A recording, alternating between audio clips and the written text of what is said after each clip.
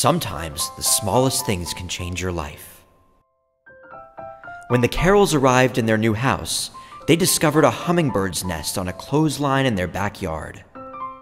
Since then, they have spent 3 years documenting this mother hummingbird as she tends her nest.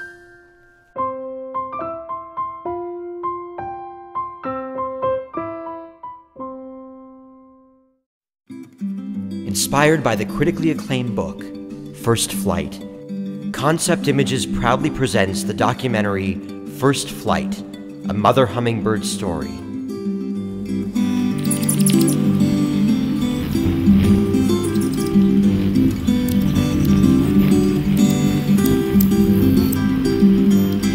So please, join us as we take an intimate look at this amazing process. This beautifully produced documentary shows us the entire cycle of how some of the world's smallest birds come to life.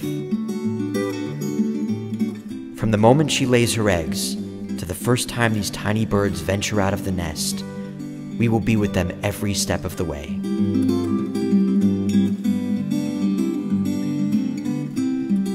First Flight, because every bird's journey begins with a single flap. To purchase First Flight, a mother hummingbird story, please visit www.hummingbbirdstory.com.